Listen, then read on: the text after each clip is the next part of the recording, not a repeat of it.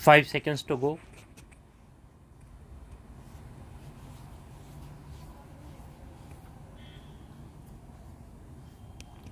Start.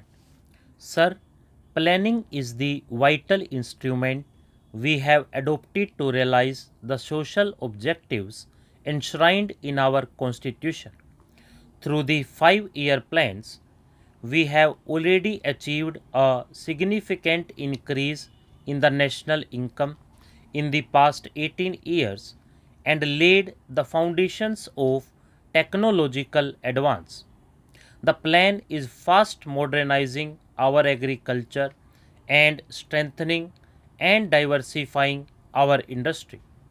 Above all, it has reinforced national unity and purpose. The attack on our territory in 1962 and again in 1965 forced us to modify the pattern of national expenditure. Before we could reconcile the competing claims of development and defense, drought struck us. Foreign credits became uncertain. Recession followed. All these seriously restricted our freedom of choice. We had to divert our energies to fight drought and near famine and their aftermath. For some time, long term planning had to be virtually suspended, but we succeeded in turning adversity to good use. We concentrated on import substitution, which further enlarged our industrial base. This, along with the need for more foreign exchange, put us on the path of a more fruitful export drive.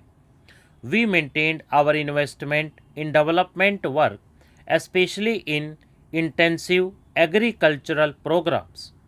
A new period has now opened. There is a welcome upsurge in the economy, and the increases in agricultural production have brought us nearer to self sufficiency in food grains. But inevitably, there are other problems and a fresh challenge to face. Rural disparities have increased, partly owing to the very efforts we have made to move rapidly towards self sufficiency in food, and partly owing to a certain slowness in the matter of implementing the land reforms. Although the industrial recession has been curbed, new industries are not coming up fast enough, and unemployment, especially of technically trained persons, continues to be acute. We have a larger and understandably enough and more distinct population. Planning is the method to which we are committed for meeting such challenges. We have carried out 3 5-year plans.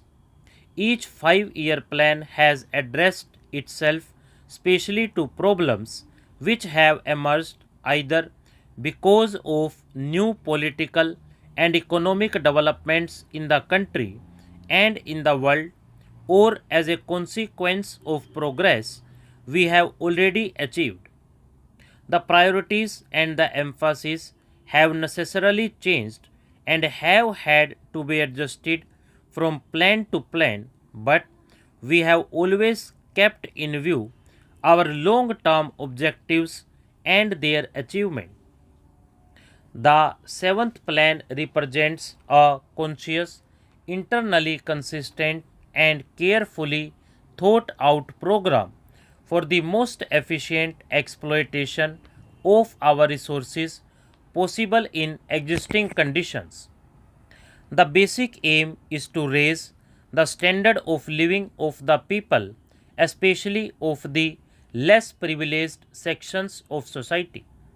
Our planning should result not only in an integrated process of increased production but rational distribution of the added wealth. The overriding inspiration must be a burning sense of social justice. While increased production is of the utmost importance, it is equally important to remove or reduce and prevent the concentration of wealth and economic power. The benefits of development should accrue in increasing measure to the common man and the weaker sections of society so that the forces of production can be fully unleashed. A sense of involvement or participation by the people as a whole is vital for the success of any plan of rapid economic growth. This can only be evoked by securing social justice, by reducing disparities of income and wealth, and by redressing regional imbalances.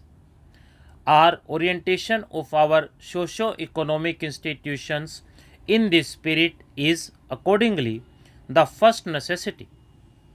1 year of this plan has already gone by. Between the draft plan and the present document, certain important changes have been made. The projected investment in the public sector has been stepped up so as to enable us to undertake a larger and bolder agenda of work.